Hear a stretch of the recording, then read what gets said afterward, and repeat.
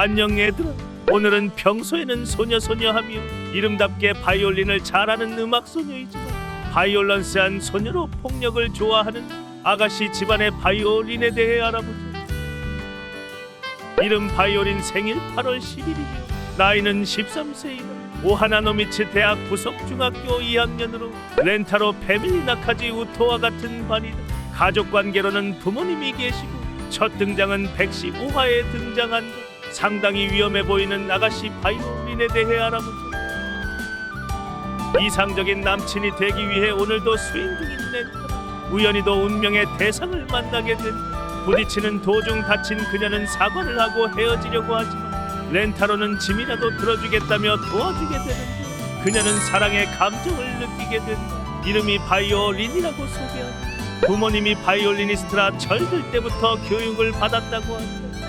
어떻게 이름이 바이올린? 언제 한번 영상으로 정리해야겠네. 그녀는 바이올린을 좋아하는 것만으로 부족해서 힘들 때도 있지만 바이올린 소리가 그녀를 응원해준다고 한다. 차에 튕겨져 오는 돌에 바이올린을 감싸다 다친 렌타로. 그녀는 렌타로의 손을 치료해주는데 상태가 이상하다. 렌타로는 이상함에 그녀의 상태를 물어보지만 그녀는 무언가를 숨기는 것 같다. 그렇다 바이올린은 바이올린 소녀이자 바이올런스한 소녀였다. 아까 렌타로와 부딪힌 이유도 고양이들 싸움을 구경하다 넘어진 그녀는 철들 무렵 6년 전에 봤던 무척이나 바이올런스한 영화를 보게 되었다. 무척이나 자극적이었던 터라 그 영화를 본 후 머리에서 떠나질 않아.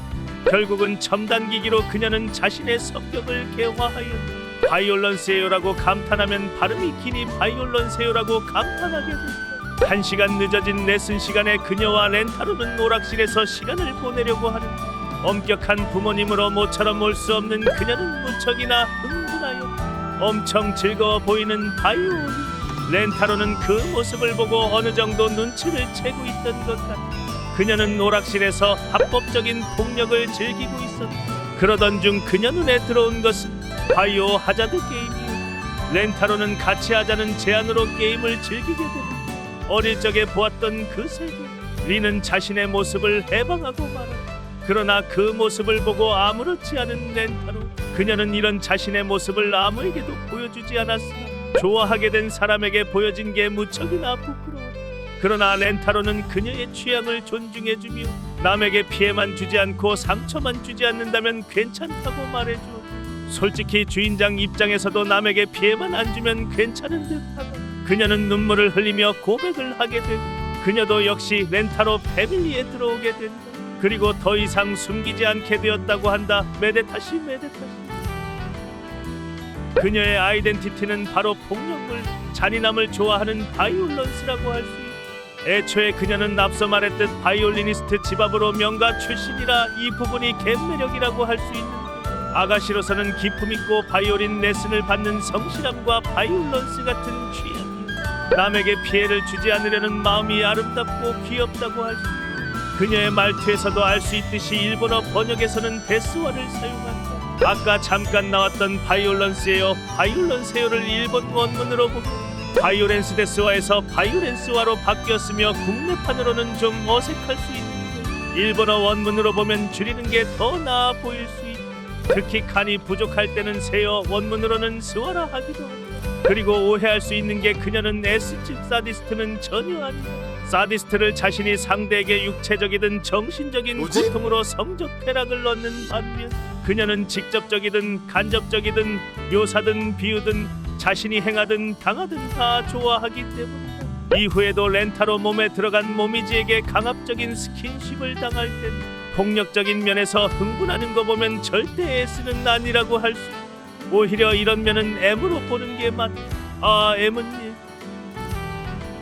주인장의 렌타로 패밀리 영상을 봤거나 배겨친 독자들은 다 생각했을 텐데 그녀의 속성은 비록 사디스트는 아니지만 근본 마조인 이코와 궁합이 무척이나 잘 맞는다. 그녀가 렌타로 패밀리에 들어가고 나서 여친들에게 자기소개하는데 다들 그녀가 정상적인 여친이라 생각했는데 이코로 인하여 바로 들켜버렸다. 그런 모습을 보인 게 부끄러운 린이었지만 무척 착한 렌타로 패밀리는 그녀를 받아주었고 리는 그런 패밀리를 보고 기뻐하였다. 가스라이팅 크크크크. 그래서 다른 여친들 사이에서도 수요와 공급이 맞다는 평을 하고 있다. 그러나 원래 그 자리는 언제나 메이였다. 매일 이쿠의 엉덩이를 어떻게 조질지 연습했던 메이. 그래도 메이는 이쿠의 기쁜 모습에 체념했으나 이쿠는 린과 메이 모두의 빠따지를 좋아한다며 메이에게 부탁하는데 각오를 다지는 메이. 시원하게 갈겨주며 옆에 바이올린은 무척이나 즐거워하는 모습이다. 그래도 이후로는 린이 이쿠의 볼기짝을 갈기는 모습을 많이 볼 수 있다.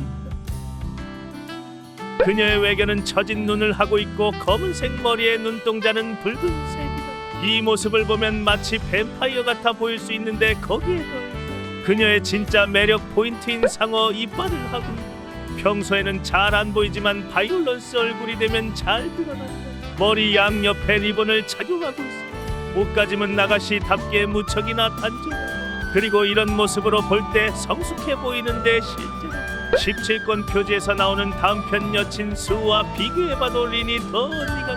그뿐만이 아닌 고등학교 1학년 시즈카 또는 한 살 많은 쿠루미보다도 성숙해 보인다. 첫 만남 부분에서 6년 전에 개화되었다고 하지만 그녀의 바이올런스 함은 과거부터 있어.